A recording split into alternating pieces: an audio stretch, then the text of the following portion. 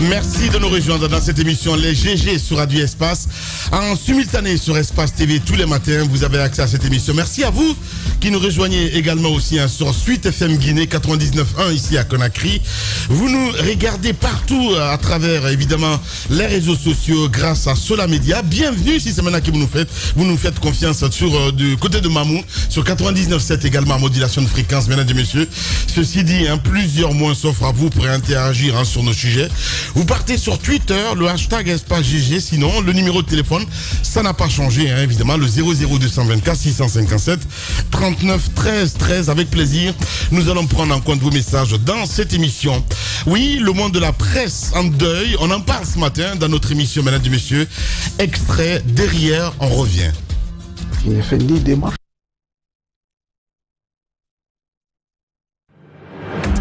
Je n'ai fait ni démarche. Rien, absolument rien de l'IPK directement. Je suis venu à la RTG le 13 décembre 1982 à 10h. C'est un truc que j'ai aimé. C'est pas moi qui me suis nommé comme secrétaire général. D'abord, tout a commencé dans la salle de rédaction. Les matins, par exemple, au moment où les téléx, là, on n'était pas arrivé à ce niveau-là, au moment où les téléx, on avait un téléx. Dans la salle, c'est moi qui recevais et tirais les trucs là, faisais le desk Afrique, desk Inter et les trucs. Non, tous les matins, c'est moi qui le faisais. J'enregistrais le monitoring à chaque 9h15, à chaque 15h15. Il faisait le tri, ce qu'on peut, de commun accord avec le rédacteur en chef et les deux, parce que les soirs, c'est les deux présentateurs. Le matin, 12h45, c'est un présentateur. 16h15, c'est un présentateur, mais 19h45, c'est deux, c'est le duo.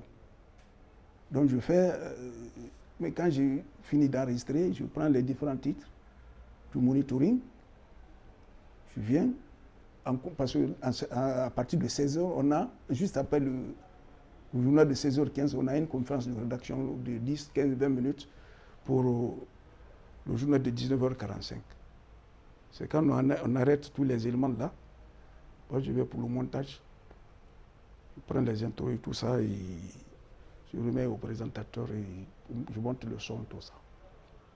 C'est ce qui m'a... Et j'ai été apprécié par mes chefs, pas moi, c'est mes chefs d'alors qui me l'ont imposé, et surtout les anciens que j'ai trouvés là. Ma première brève, qui a été diffusée pour la première fois, après 2 mois, à la rédaction, c'était... on m'a envoyé la brève là de Lola, pardon. C'est Odelontia qui est là, c'est lui-là, qui vit jusqu'à présent. Il m'a attendu la dépêche. Il dit, tire-moi une brève ici. Il était 15h30. Là où il m'a laissé, il m'a remis la dépêche, je l'ai lu pendant 20 minutes. Il va, il revient, il me trouve à la même place. Il va, il revient, il me trouve à la même place. J'ai tiré une brève dans ça. Je l'ai remis. Il dit, mais qui t'a traité? J'ai dit, non, vous m'avez laissé ici. Et je n'étais avec personne. Il a fait lire par 3 ou 4 anciens. Souma Tessema, à l'instant évidemment. Jacques Liwalino, vous avez réalisé ce documentaire. Bonjour et bienvenue. Bonjour Lamine, bonjour à tous. Voilà, on a été tous surpris hier évidemment de la disparition de ce grand monsieur du côté de la RTG. Je l'ai rencontré dans le cadre de ce magazine et depuis je me disais qu'il fallait peut-être faire quelque chose pour lui, beaucoup plus que ça, parce que à travers ce magazine, quelques Guinéens l'ont connu, mais beaucoup ne le connaissent pas. Même aujourd'hui, il y a encore certains qui se posent la question, mais c'est qui Tessema, c'est qui Tessema? Alors pour ceux qui ne le savent pas, il a été secrétaire général de la rédaction de la radio nationale de 1994 jusqu'en 2022. Il faut dire comme ça, parce que même quand il a été parfois démis de ses fonctions, il continuait à venir. Il y a deux témoignages.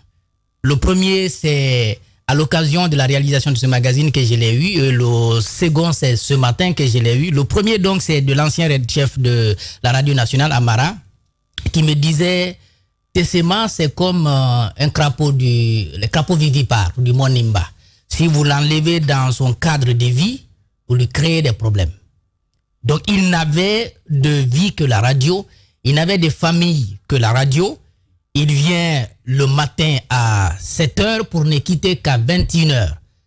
Et ça, c'est sans moyen. Il n'a pas de jour férié. Il n'y a pas de fête. Même s'il y a fête dans sa propre famille, il va y aller, mais après, il continue du côté de la radio. Donc, des témoignages comme ça que j'ai vu. Et ce matin, quand j'ai appelé celui qui l'a remplacé, David Yombuno, comme secrétaire général, il dit, mais nous n'aurons plus quelqu'un comme lui. Parce que moi-même qui le remplace, je ne peux pas le faire.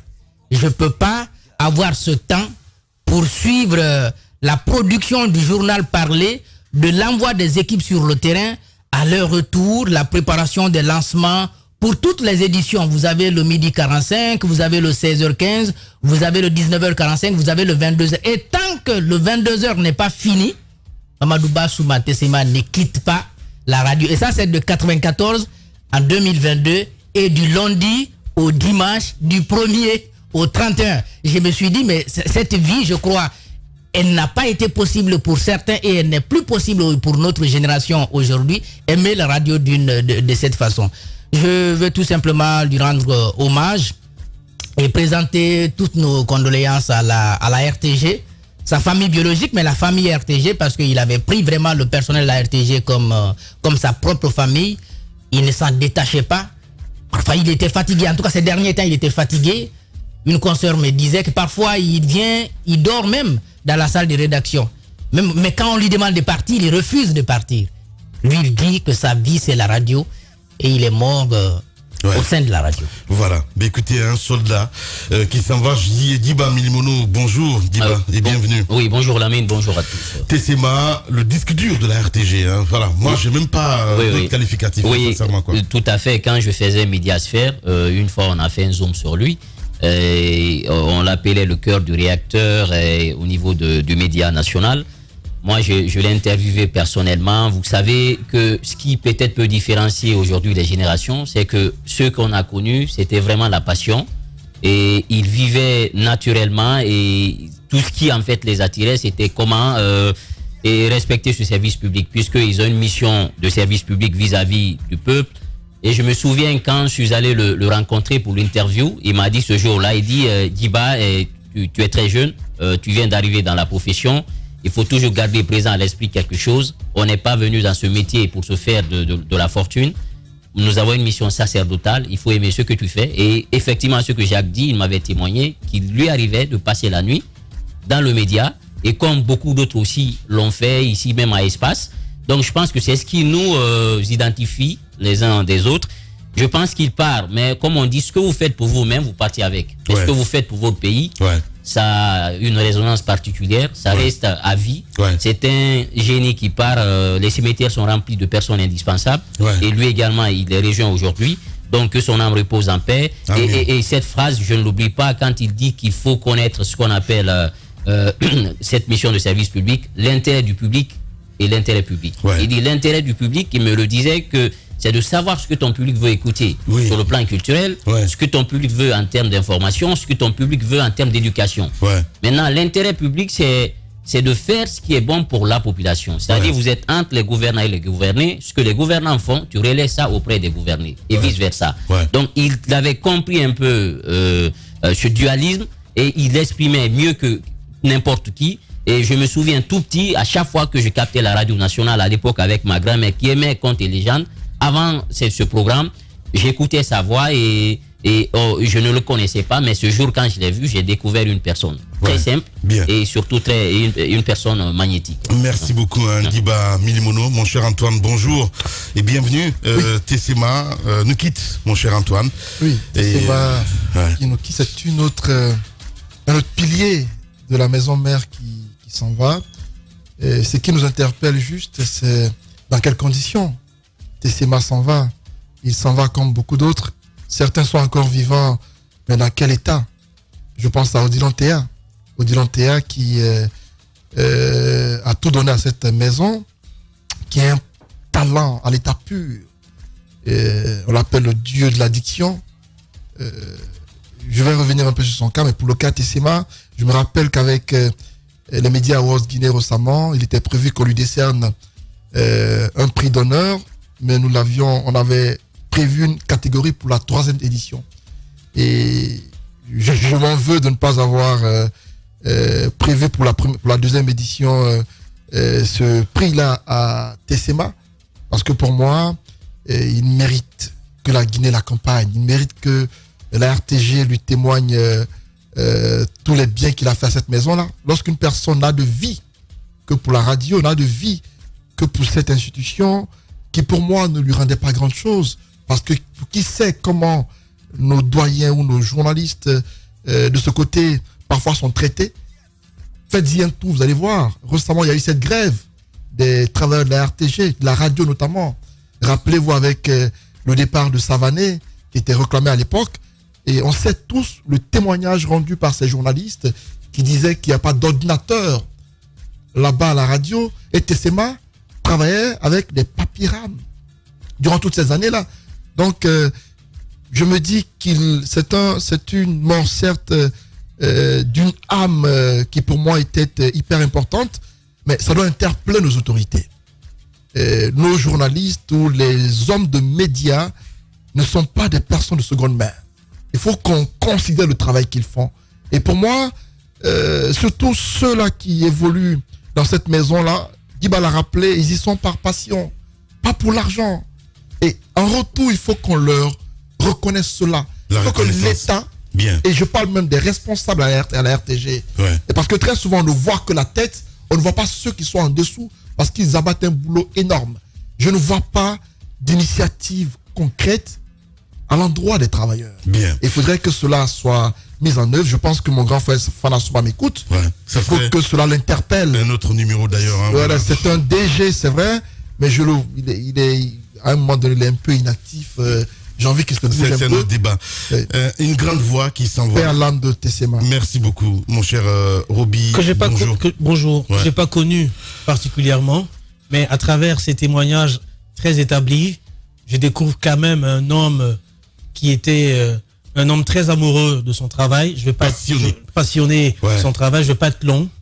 Juste rappeler à Antoine que c'est encore possible à titre posthume de le décerner ce prix dans le prochain Media Awards, et puis peut-être interpeller les autorités du ministère de l'Information pour dire que vu que cet homme s'est sacrifié pour la maison RTG, c'est possible encore que son nom puisse porter, ou qu'une salle de la RTG puisse porter son nom, n'est-ce pas? Ça peut être la technique, une régie, la régie Tessema ou la technique Tessema. En tout cas, il faut que sa mémoire demeure au sein de la RTG, parce que à entendre Jacques, je pense qu'il n'y a pas deux, et il n'y aura jamais deux Tessema à la RTG. Venir à son travail du 1er au 31, de 7h à 21h, du lundi à dimanche, si on n'est pas passionné, on peut pas le faire. Voilà, c'est bien dit, mon cher Roby. Mon cher Tamba, bonjour. Bonjour Lamine. Voilà, bienvenue. Bonjour Lamine, bonjour à tous. Voilà.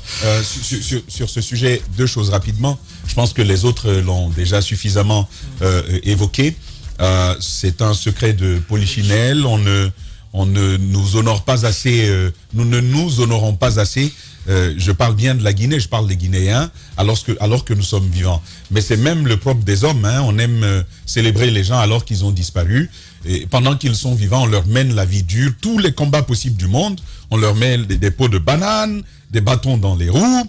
Si vous pouviez entendre ce monsieur aujourd'hui, autour duquel on n'entendra que du beau, que du bien, si vous pouviez l'écouter, il vous raconterait des choses de la part même de personnes qui vont le célébrer aujourd'hui, magnifier sa mémoire, qui n'auront pas facilité son parcours sur la terre, mais aussi en tant que professionnel à la RTG. Moi, c'est deux choses que ça m'inspire, tout simplement.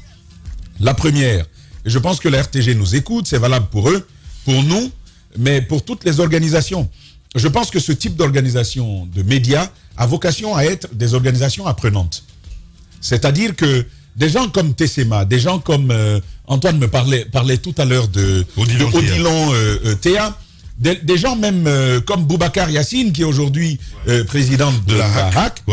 Comme Amadou Diallo, entre autres. Voilà, on peut sur la base de leur expérience produire produire des connaissances sur la base de leur expérience qui vont servir aux nouveaux. Tu sors d'université, tu sors de l'ISIC, tu sors d'une autre université, tu vas vers la RTG ou ces organes publics de médias parce que finalement, c'est eux qui peuvent en avoir les moyens. Tu vas vers eux, effectivement. Il y a cette matière-là qui est sécurisée, Lamine, ces connaissances, ce parcours, cette expérience qui est sécurisée sous la forme de documents, sous la forme de guides. Ça te sert à commencer tes débuts, premièrement, mais aussi à avoir un modèle en tant que professionnel. Vous savez, la plupart d'entre nous, on vient dans les médias sans modèle. On mène notre vie comme on la veut. Il n'y a pas de repère particulier. On ne se dit pas à la place d'un tel, à la place d'un Tessema, à la place d'un Boubacar Yassine Diallo, un Boubacar Yassine Diallo, un Tessema, qu'est-ce qu'il aurait fait en pareille circonstance? Il n'y a pas ce type de repère pour nous. Mais effectivement, lorsqu'on met en place un mécanisme d'apprentissage, en produisant du savoir, en le sécurisant et en le partageant, il est possible de perpétuer ce type d'habitude. Là, on nous décrit un travailleur dévoué à son poste, qui y est resté toute sa vie. Et donc, ça, c'est la première des choses. La deuxième des choses, ça, c'est plutôt aux institutions d'enseignement supérieur, dans le domaine de l'information que je m'adresse. Il faut valoriser ce type de profil. Absolument. Je pense, par exemple, à toi, Lamine. Ce que l'on nous décrit, ce n'est ni plus ni moins que toi, hein, de ce monsieur qui vient à 7 heures, qui quitte à 21 heures. Tu fais pire. Tu es là à 4 heures, 5 heures. Tu repars parfois au-delà de 0 heure. C'est toute ta vie aussi. Moi, je pense que l'ISIC, je pense que les universités privées qu'il y a ici peuvent solliciter des gens comme vous introduire même à l'intérieur de leur programme, vous avoir avec les étudiants, échanger et partager un peu votre lecture du métier. Ça peut inspirer des vocations, ça peut inspirer des engagements pour les jeunes générations, au-delà du facteur de la reconnaissance qui aurait dû lui être faite bien avant cette situation. Malheureusement, on ira avec quelques millions et une délégation du ministère de l'information. On va dire que c'était une très très grande personne qui a malheureusement vécu toute sa vie, en tout cas du regard des autres, comme une toute petite personne, malheureusement. Voilà, Tamba Zakari Milimono. Et évidemment, cette réaction de Ibrahim Diallo, mes condoléances à Tessema. Tessema a fait l'université de Cancan avec le président de la HAC, Boubacar Yassine Diallo, et le journaliste Amadou Diallo. Ils sont tous donc de la même promotion. Merci à vous, mon cher ami Ibrahim Diallo. Évidemment, aussi cet événement à venir pour célébrer donc Suleiman Diallo de Lynx avec Sanou Kerfal Assisi. On en parlera forcément chez les GG. Voici tout ce qu'on pouvait dire. Nos condoléances évidemment à la maison mère, à la RTG. Sur Radio Espace et sur Espace TV tous les matins. Merci à vous qui nous rejoignez à l'international. Continuez à réagir, hein, mesdames et messieurs. Les contacts s'affichent juste en bas de l'écran avec plaisir. Un peu plus tard, hein, sous les coups de 10h, Aïssa Toussani nous rejoindra dans cette émission Les GG. Justice pour elle, c'est un slogan qui se fait de la place. Il invite à lutter donc contre les violences sexuelles. Le groupe de réflexion d'influence des femmes veut davantage inviter les décideurs à plus d'actions pour endiguer donc le phénomène dans nos sociétés, alors que le procès du 28 septembre traite en grande partie de la question de viol commis au stade des jeunes filles ont subi donc des abus sexuels le 2 octobre dernier sur la route Le Prince. De quoi relancer le débat sur l'impunité en Guinée. On essaie de comprendre ce matin, mesdames et messieurs, avec une grande gueule. Elle sera avec nous ce matin, Mariam Tendou Kamara, cofondatrice et administratrice donc de GRIS. Elle sera avec nous dans cette émission Les GG. D'autres sujets viendront s'ajouter à tout ceci pour de plus grand bonheur. Les GG, le match c'est parti jusqu'au port de 11h. Elle nous a rejoint forcément. Elle a quelque chose à dire ce matin. Moussa Yeroba, bonjour. Bonjour Lamine, bonjour. Bonjour Comment à tous. ça va ce matin? Ça va, voilà. Dieu merci. Voilà, on parlait de Tessema évidemment. Tessema qu'on a perdu du côté de la RTG. Le doyen Tessema. Ouais. Hier, en regardant le journal, j'étais sidérée quand j'ai vu l'image, quand j'ai vu la journaliste en parler. Je l'ai trouvé quelquefois là-bas au secrétariat de rédaction. C'est une grande personnalité du monde des médias qu'on vient de perdre. Ouais. Et je pense que des hommes comme ça ont forcément gravé leur passage ici sur Terre, dans le monde des médias surtout, parce que c'est un doyen qui était là tout le temps. J'imagine le travail qu'il a pu faire, parce que être secrétaire de rédaction, c'est pas gagné d'avance, c'est pas un travail facile, mais j'imagine qu'il a apporté beaucoup d'autres choses au niveau de la radiodiffusion, télévision guinéenne. Il a joué sa partition certainement, mais chacun de nous joue sa partition jusqu'au jour où Dieu le veut. Et pour lui, c'est arrivé et nous prions pour que son âme repose en paix. Amen. Et nous présentons toutes nos condoléances à sa famille et à la famille surtout de la RTG. Merci beaucoup à Moussa Yoruba. Diba, on parle politique ce matin vers la mise en place du cadre de dialogue. Une rencontre secrète entre Sidia et le Premier ministre Gomu. Oui, tout à fait. Le Premier ministre Gomu, le 9 octobre, nous apprenons qu'il y a eu une rencontre du côté de Abidjan où réside le président de l'UFR depuis un bon moment. Et donc cet échange a tourné substantiellement d'abord autour du cadre de concertation. Vous savez, le président de la transition avait créé, à travers le décret, avait mis en place un cadre inclusif et donc placé sous l'autorité du Premier ministre. Et donc tout naturellement, c'est dans cette optique que le Premier ministre a commencé à entamer une consultation avec certains acteurs politiques, avec des déplacements sur le terrain. Et donc, nous pensons que c'est dans cette optique qu'il est allé rencontrer Sidia Touré et éventuellement connaître le fond de ses pensées par rapport à ce cadre de dialogue inclusif qui a été mis en place. Maintenant, on a suivi tout ce tweet de Sidia Touré qui également aussi reconnaît avoir rencontré le Premier ministre et que les débats ont foncièrement porté sur le cadre qui a été créé en Guinée, mais qu'il ne se désolidarisait pas de l'approche de ses compères de l'opposition, notamment il parle de Quator, et vous savez, le Quator, il parle là de l'ANAD, de la Corée, du FNDC politique, mais aussi du RPG Arc-en-Ciel. Et donc, lorsqu'il dit qu'il épouse un peu cette démarche, ça veut dire que pour eux, tout cadre de concertation aujourd'hui, c'est ce cadre qui met d'un côté le gouvernement et le CNRD, et de l'autre côté les partis politiques et les forces sociales, également avec le G5, sans oublier placé sous la supervision du médiateur de la CEDEAO. Donc eux, c'est ce qu'ils entendent par le cadre de dialogue inclusif.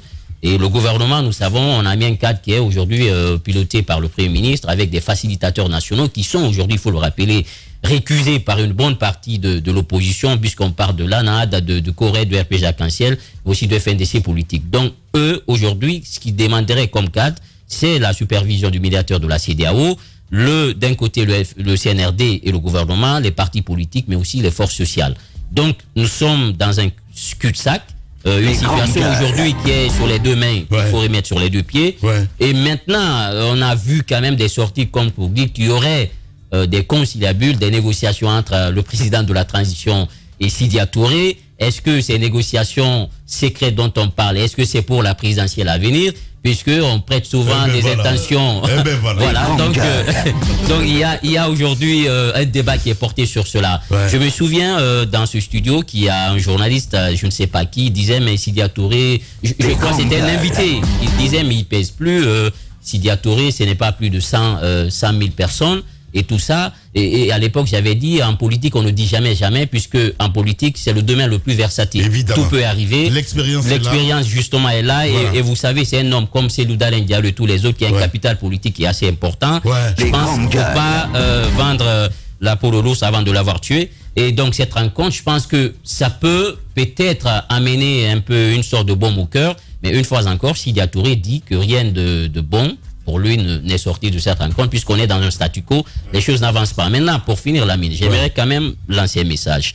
Vous savez, je suis tout à fait d'accord qu'il faut que l'opposition cesse d'être assez démentiresse lorsqu'on parle de cadre de dialogue. Mais on est dans une transition. Et qui tient l'eau du pavé, c'est le pouvoir. Je pense qu'il faut plus de volonté de la part de la transition. Parce que si aujourd'hui on vous reproche d'être dans une démarche unilatérale, le choix, par exemple, des facilitatrices qui ont été mises en place, l'opposition estime qu'ils n'ont pas été consultés, qu'ils auraient voulu être consultés qu'en synergie d'action, qui se prononcent tous sur ceux qui devaient composer ce comité de facilitateurs. Ça n'a pas été fait. Et l'autre aspect aujourd'hui qui rappelle qu'il y a une crise de confiance entre les acteurs. Je pense que lorsqu'il y a une crise de confiance, il faut s'entendre sur les règles du jeu. Est-ce que vous voulez tout simplement qu'il y ait médiateur de la CEDEAO pour revenir autour de la table de concertation? Si tel est le cas, je pense qu'aujourd'hui, le pouvoir peut souscrire à cette démarche pour nous faciliter un dialogue. Mais si d'un côté, on est dans une position de rupture, on fixe le cap, on dit aux autres, il faut suivre le cap, Si vous ne suivez pas, et donc nous on va continuer, je pense qu'à un moment donné, il faut qu'il y ait de la bonne foi du côté de l'opposition, mais aussi du côté du pouvoir, qu'on soit un peu ouvert. Il ne faut pas se claquemurer dans un silence total et se dire non, on ne s'ouvre pas. Ça, si on le fait, je pense que c'est le pays qui est en train d'en pâtir. Je pense que le pouvoir peut gagner du temps et l'opposition aussi va se cramponner sur sa position.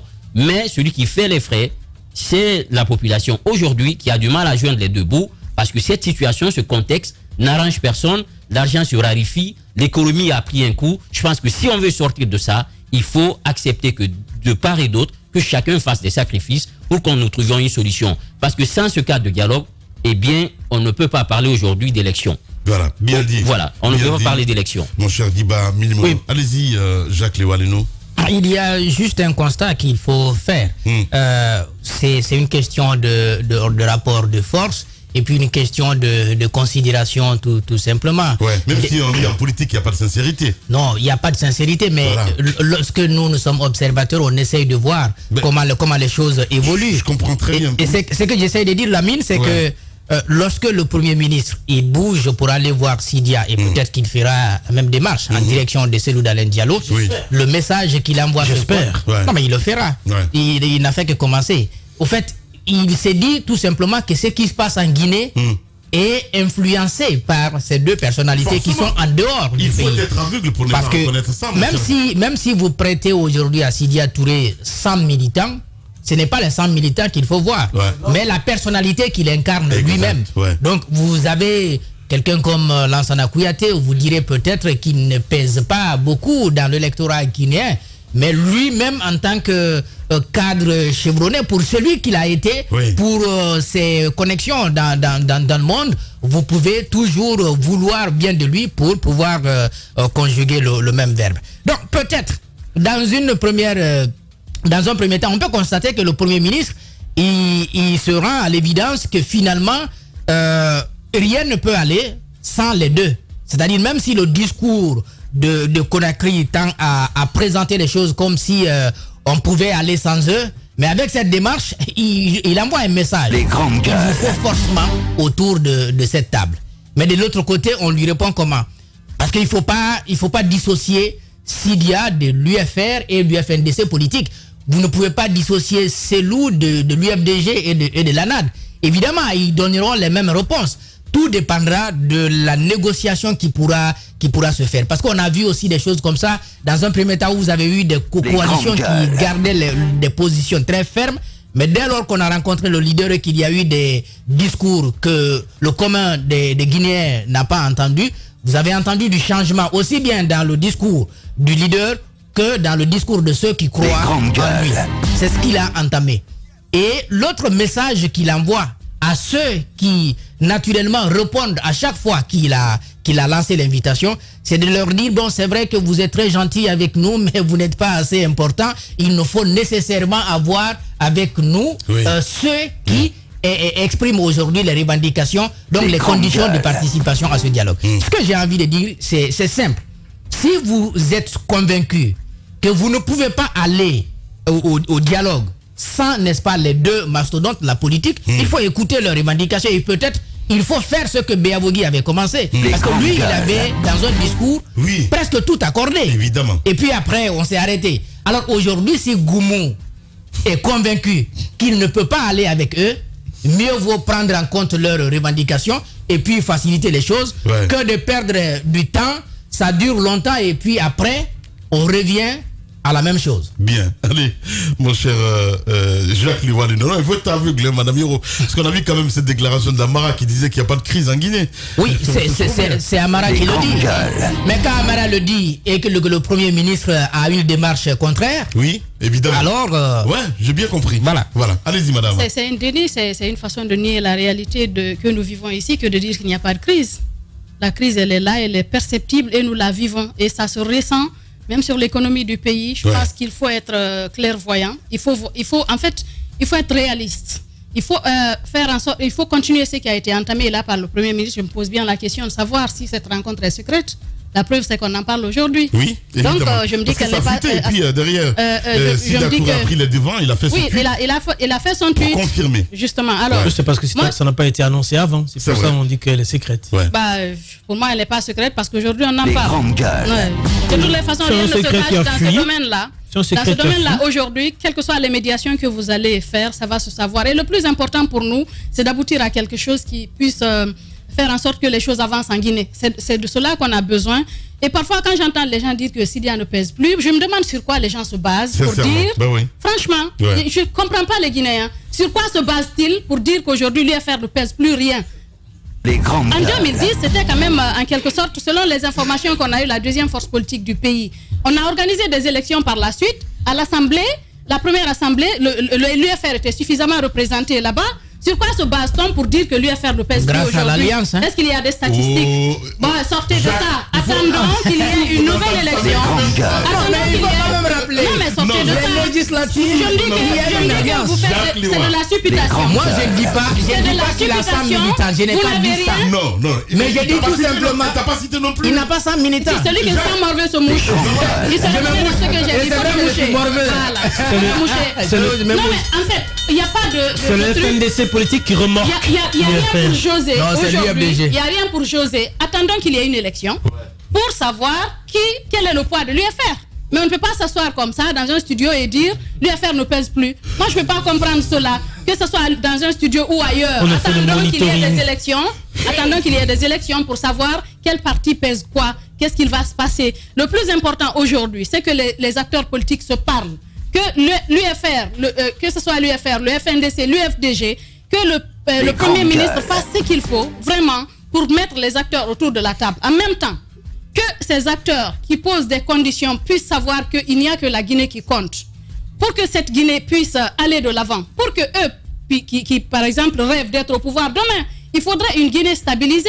Il faudrait une Guinée où les enfants peuvent se réveiller chaque matin, aller à l'école tranquillement, de façon paisible. On ne parle pas chaque matin de manifestations, qu'on n'avance pas à reculons à tout moment. Parce que ce qu'on est en train de vivre, la mine, depuis plus de 10 ans. On a vécu le règne d'Alpha Condé avec que des manifestations, des cas de mort, des cas de violence. Il faut qu'on en sorte. Bien. Il faut qu'on en sorte et pour cela, il faut que les Guinéens se parlent franchement, que chacun puisse faire des concessions. Parce que vous n'allez pas obtenir tout ce que vous voulez, forcément. Mais peut-être qu'en faisant un peu de concessions, vous pouvez obtenir une partie de ce que vous voulez pour que d'autres, pour l'intérêt de la Guinée. Ouais. Et c'est l'essentiel, je pense. Merci beaucoup à Madame Hiro. Allez-y, mon cher Tambaza. Alors, donc, en fait, c'est le sérieux de Djadja ce matin qui me fait rire en disant ça, quoi. Elle est sérieuse, qui se base sur quoi? Je me se base sur rien, Djadja. T'as cité. Mais ça m'a non, je n'ai pas dit qu'elle m'a cité. Je n'ai pas dit que... Non, mais... Mon micro, s'il te plaît. Voilà. Ils se sentent tous concernés. Vous vous êtes basé sur quoi? Je vais répondre. Quand même. Je suis très enrhumé même en t'écoutant la dessus. Moi aussi. Alors, on n'a qu'à se dire les choses, hein. L'UFR de 2010, c'est pas l'UFR de maintenant. On n'a qu'à se le dire. Première chose. Sur quoi on se base? C'est devant nous tous ici que l'UFDG a aidé l'UFR à avoir même un maire ici, vous vous souvenez. C'est un fait. Ça, c'est pas parole en l'air. Hein. Ça, c'est les résultats qu'on a eus. Je vais aller plus loin. C'est quoi les paroles en l'air? Non, je vais aller plus loin. Les grandes gueules. Alors, troisième indice important. On suit tous quand même, chaque samedi, nous avons nos éléments dans les assemblées générales. Les gens disent, non, nous, on n'a qu'à se dire la vérité en termes de nombre. La mine, arrête de rire. Je suis très au sérieux dans ce que je dis là. Je ne te regarde plus. Mais il y a une chose qui les échappe. Il y a une chose qui les échappe. Mais c'est ça le problème en fait avec Tamba. La politique, ne vous fiez pas aux militants. Justement. Dis-moi. Là, tu rates. Alors, un politicien sans militant. C'est important ce que je dis. C'est important. Tu l'as mal dit, Non. Attendez. C'est pas parce que vous drainez aujourd'hui une foule. Nous sommes en Afrique. On sait que tout comme dans beaucoup d'officines, Le pouvoir, aujourd'hui, on le comprend, peut aussi se négocier. Ouais. Et ça, c'est intéressant. Mais le débat n'est pas là. Le débat n'est pas là. Le débat n'est pas là. Le débat est au niveau du contenu des partis politiques. Allez-y. S'il te plaît, Diba, il finit. Allez-y. Alors, encore une fois, il y a pas mal d'indices. Hein, et puis, donc, je vais me taire là-dessus parce que c'est pas le sujet de ce matin. Bon, c'est Djadja qui voulait des preuves. Sinon, j'en ai encore en réserve. S'il te plaît. Base-toi sur la rencontre. Voilà, donc sur la rencontre. Oui. Et je veux quand même souligner qu'en disant que l'UFR ne pèse plus ce qu'elle pesait avant, ça n'a rien à voir, ça ne la délégitime pas à participer au cadre de dialogue. L'UFR est un parti constitué, c'est une partie, normalement, idéalement, c'est une partie prenante à l'animation de la vie politique guinéenne, mais aussi à la transition. Et à ce titre, il faut bien aller les rencontrer. Et il faut bien aller les rencontrer, à la fois pour le symbole, mais également pour les faits, pour obtenir des gens autour de la table de dialogue. Moi, je veux saluer cette action du Premier ministre Goumou. En fait, aujourd'hui, on parle de Sidia, mais il en a certainement vu d'autres, dont on n'a pas forcément encore l'information. Ça n'a pas fuité, ouais. Parce que c'est ce qu'il doit faire. Aller vers les gens, démarcher vers eux, parce que, à la différence des facilitatrices, lui, il a un certain nombre de marges de manœuvre. À la différence des facilitatrices. Et donc, s'il prend des engagements, ça viendra directement, certainement, du CNRD. Et de ce point de vue-là, il est plus facile d'amener des gens à la table de ce dialogue. Moi, je veux saluer cette ouverture de la part du gouvernement. On ne demande que cela. Mais je vous le dis encore une fois, il y a quand même deux niveaux de réserve, importants. Le premier, c'est au niveau même du CNRD. Sur quoi est-ce que le CNRD est prêt à céder? Les grandes gueules. Sur quoi? Parce que ramener ces gens autour de la table du dialogue va nécessiter que le CNRD puisse céder sur un certain nombre de choses. Il se susurre déjà autour justement d'eux que la question de la CRIEF, qu'on veuille légèrement céder sur certaines choses, et à ce moment-là, moi je dis encore une fois, ce sera l'erreur fatale dans la gestion, en tout cas à mon avis, parce que pour moi la CRIEF reste le meilleur instrument, le meilleur produit de cette transition. Et aujourd'hui, Lamine, je vous le dis, le débat se pose aujourd'hui s'il faut reculer sur certaines procédures au sein de la CRIEF, éventuellement en abandonner faire abandonner, parce que ces juges que nous connaissons à la CRIEF, également son président, je ne les vois pas reculer sur les procédures qu'ils ont engagées. Et si l'exécutif, si l'exécutif était tenté d'agir sur la justice, eh bien, à la fois en voulant plaire, en voulant amener les gens autour de la table, ils vont également donner droit à tous ceux qui pensent que la justice est téléguidée. Ça, il y a donc beaucoup de risques aujourd'hui, et c'est donc le premier problème que je vois à la tenue de ce dialogue-là. Ouais. Est-ce que le CNRD est prêt à reculer? Deuxièmement, et ça, il ne faut pas se leurrer, c'est le principal point d'achoppement. Il y a deux éléments. C'est la récupération des biens de l'État. C'est quand même ce qui aura valu que Sidia ait quitté la Guinée pour s'installer dans sa résidence d'Abidjan. Donc la récupération des biens de l'État, on a longuement épilogué sur la manière dont cela est intervenu. Première chose. Deuxième préoccupation, par rapport à ce dialogue, c'est l'autre risque qu'il y a. Il ne faut pas se leurrer non plus. La CRIEF est un problème pour pas mal d'acteurs politiques. Certains d'entre eux, je ne vais pas me cesser de le fatiguer, étaient déjà à la table du dialogue. Quand leur nom a été entendu à la CRIEF, ils ont dit non, la CRIEF, la transition n'est pas bonne. Ouais. La transition, elle est perdue. Or, elle s'était retrouvée tant que leur nom n'avait pas été cité à la CRIEF. Dès qu'on a dit venez à la CRIEF, c'est fini. Et donc, le vrai problème aujourd'hui, et le CNRD en a conscience, c'est la CRIEF. Faut-il reculer sur la CRIEF? Faut-il reculer sur les procédures de récupération des biens de l'État? Tout le monde attend quand même de voir comment le CNRD s'y prendra sans noyer tous les efforts qui ont été consentis jusque-là. Ok. Allez-y, mon cher Antoine. Voilà. Je pense que le titre de Jeune Africain est assez clair. On parle de rencontre secrète. Le mot secret n'a pas été utilisé au hasard. Pourquoi la rencontre a-t-elle été faite discrètement? sans qu'on ne soit officiellement mis au courant, alors qu'à Conakry, il y a une déclaration récente qui est sortie de ces coalitions politiques annonçant qu'elles ne prendraient pas part au dialogue annoncé. Parmi ces coalitions figure l'UFR avec le FNDC politique. J'ai écouté Célou hier chez le confrère de Dioma qui a dit qu'il n'était pas au courant de cette rencontre. Alors, moi, ça m'a interpellé. Il a fallu que Jeune Afrique parle pour que Sidia confirme. Alors qu'on aurait dû le faire avant. Si on voulait que l'opinion soit au courant, disons, si Jeune Afrique ne faisait pas l'article, Sidia ne l'aurait pas confirmé. C'est ce que je me dis.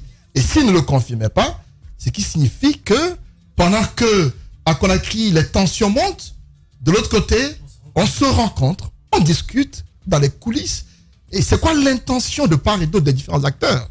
Le CNRD fait du Alpha désormais, parce qu'Alpha Condé, c'est sa spécialité.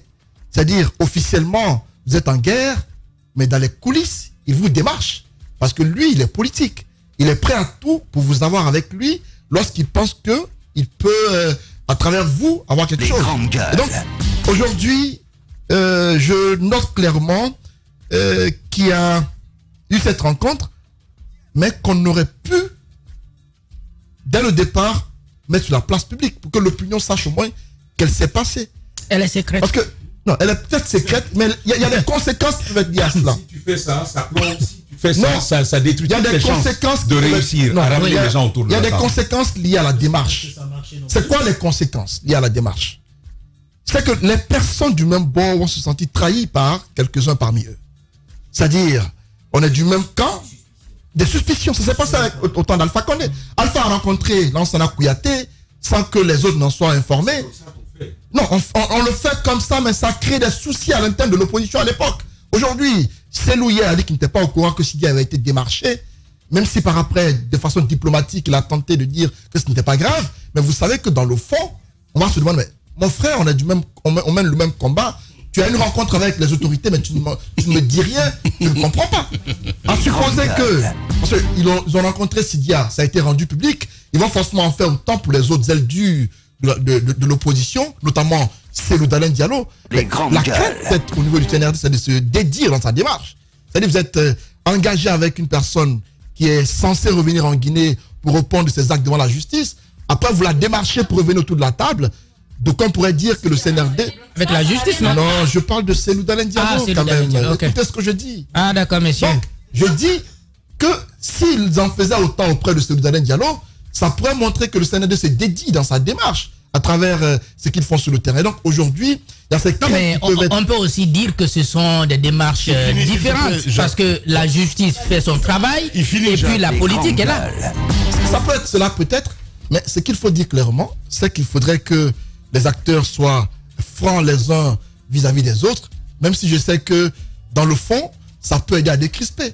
Si bien sûr la démarche du PM aboutit, Sidia Touré pourrait accepter de venir autour de la table, mais comment convaincrait-il les autres de le suivre si le gouvernement, à travers le PM, ne mène pas les mêmes démarches pour que tous soient au même Parce que si Sidia seul acceptait les propositions faites par le gouvernement, il faudrait que ses pairs de l'autre côté, soit celui qui irait vers eux pour les convaincre du bien fondé du dialogue, ou le gouvernement lui-même mène les mêmes démarches secrètes aussi à Dakar, parce qu'après Abidjan il y a Dakar. Il faut aller à Dakar aussi rencontrer quand on sait nous, discuter avec lui, et après Dakar, partir à New York, voir Ali Ouba du FNDC politique, lui demander de revenir autour de la table.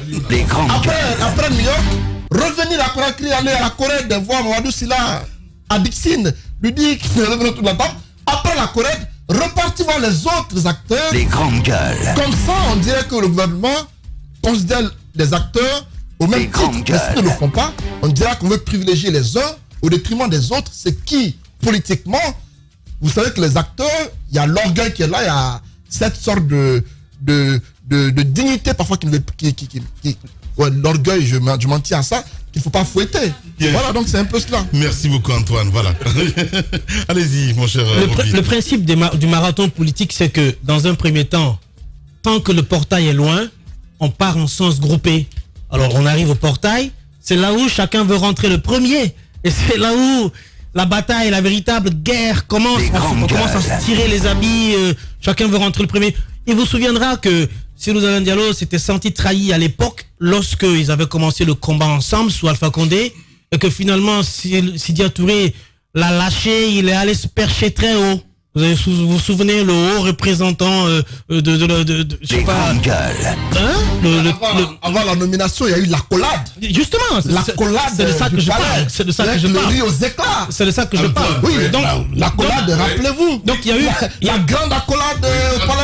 L'accolade avec la RTG qui était là. Les images à fond. Donc cela dit, Antoine, si tu permets. Non, il a eu ses lois à ce moment.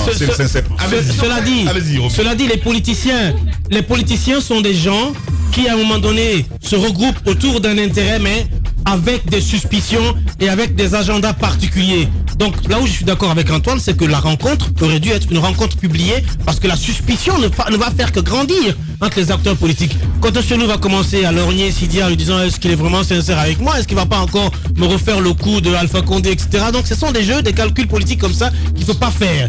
Et pour revenir un peu au cadre de dialogue, moi je me dis qu'il y a finalement il y a trop d'acteurs en jeu. C'est vrai qu'on veut réunir tout le monde. Il y a le trio des dames de fer qui eux amènent les colas pour supplier les politiciens, venez on va discuter.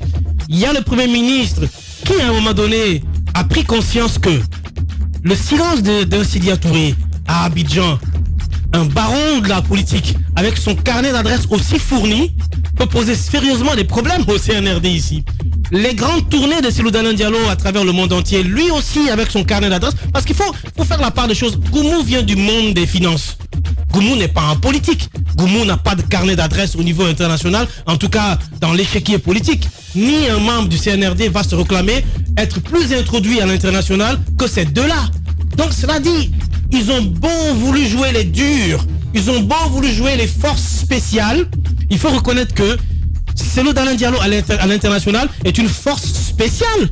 Sidya Touré à l'international est bien évidemment une force spéciale. Donc ces gens-là, à travers les différentes rencontres qu'ils peuvent avoir avec des acteurs qui à un moment donné ont un langage abouti et qui à un moment donné sont des gens incontournables dans les décisions prises au niveau des instances internationales comme la CEDEAO, comme l'UA, comme les Nations Unies, ces gens-là sont bien évidemment habitués à ces rencontres-là. Ils savent où les retrouver, ils savent quoi leur dire et leur parole passe, c'est audible. Donc je pense que le Premier ministre a pris conscience de cela et il a dit à son président, Joe, si on ne va pas les rencontrer, ces gens-là vont nous créer autant de mètres. On va donner l'impression de gérer le pays. C'est l'impression qu'on donne qu'on maîtrise l'intérieur, mais on ne maîtrise pas l'extérieur. Et bien évidemment, la non-maîtrise de cet extérieur peut causer des problèmes. Donc je pense qu'aujourd'hui, cette prise de conscience est salutaire, mais il faut ranger tout ça dans un même canal. Il ne faudrait pas qu'on donne la tâche à des pauvres dames en leur disant faites ça et puis derrière on passe dans le dos, on fait des conciliabules. Ça rend difficile la tâche du trio. Et par là, ce qui se dit entre le Premier ministre et Sidya Touré n'est pas forcément ce qui va se dire entre le trio et Sidya Touré et Cellou Dalein n'est pas aussi forcément ce qui va se dire entre Boni Yayi et le président de la République. Donc ça fait plusieurs méli-mélos. C'est un panier à scrap. Absolument. Et donc c'est un labyrinthe dans lequel on ne s'en sortira pas. Justement, je voulais dire tout simplement, comme on dit, la stratégie politique s'affine en jouant. Plus vous jouez en politique, plus vous apprenez. Alpha a passé 10 années, il a appris à gérer un pays. Et les opposants dans l'opposition pendant 10 années, ils ont aussi appris c'est quoi la politique. 2010, Sidya, 2010 Cellou, ce ne sont plus les mêmes hommes qu'on découvre maintenant. Évidemment. Parce qu'ils ont eu aussi assez de temps d'apprendre. Je pense que Sidya ne va plus tomber dans un piège, évidemment. Voilà. C'est un piège. Je ne comprends pas. Antoine. Non. Je lui concède ce qu'il dit quand il dit que Sidya est expérimenté en politique. On le sait. Je pense que c'est un technocrate aguerri, nous le savons tous, mais politiquement, on sait tous que chacun a son intérêt quelque part. Il y a la politique, il y a l'âge aussi. Donc aujourd'hui, si le Sénat fait des propositions concrètes à Sidya, dans le sens de l'avoir avec lui, mais ne soyez pas étonnés. Justement, c'est de ça que je parle. Il sait maintenant la politique, il sait maintenant peser. Il sait maintenant peser. Les politiques ne sont pas. Parce qu'après, tu te demandes. Les politiques ne sont pas des religieux. Est-ce que le pouvoir, c'est possible? Parce que moi. Est-ce que l'autre là, c'est possible? Après, tu évalues. J'ai encore en mémoire 2015. Rappelez-vous. Parce que rien que cela, démontre qu'en politique, il n'y a pas de confiance absolue. Mais c'est clair. Ça peut toujours changer. Mon cher Antoine, il n'y a pas de confiance en politique. Antoine, Donc, ça, c'est le ça ne principe serait même pas de la surprenant politique. que Sidya Touré trouve un accord avec le CNRD et qu'il revienne peut-être à de meilleurs sentiments pour un peu revoir sa position. Surtout que on parlait hier de Sekouya Abari, il peut être une condition. On peut le mettre en liberté, par exemple. On le met en liberté, condition pour que Sidya Touré renonce à cette posture actuelle qu'il a, afin de revenir en Guinée. On lui donne une villa par l'État pour remplacer sa maison. Ça peut être une condition pour revenir au pays. Non mais le gars là, c'est pas possible. Il n'a même pas peur de mur en fait. Non mais au fond, moi je pense que c'est le plus simple, à ramener autour de la table aujourd'hui. Moi c'est ce que je pense pour deux raisons. Premièrement parce que l'as de son combat, son long combat en Guinée, c'est ce que je voulais éviter de dire. C'est forcément un acteur politique exténué qui se retrouve dans ces conditions-là. Ce n'est pas forcément très tenable. En jouant de bonnes cartes, en tirant sur les bonnes manettes, je pense que c'est possible de l'avoir. Mais c'est pas ça le plus important. Aujourd'hui, c'est une question de rapport de force. Cette tournée de Cellou Dalein Diallo, il faut pas se leurrer. C'est pas une simple tournée. Évidemment. Il y a il y aura véritablement un contre-coup derrière. Et donc, il faut faire avec lui. Bien. Comment faire avec lui? C'est ça la vraie problématique aujourd'hui qui se pose aujourd'hui à cette transition. Merci beaucoup, Tamba Zakari Minimono. On parlera du procès du 28 septembre dans la deuxième partie de l'émission. Un dossier d'enquête sur la Lonagui, un gap important de plusieurs milliards de francs guinéens. Dima Minimono a mené l'enquête. Vous allez avoir plus de précisions. Et puis on reviendra évidemment sur cette enquête d'Antoine Kourma d'hier. On revient à 10h.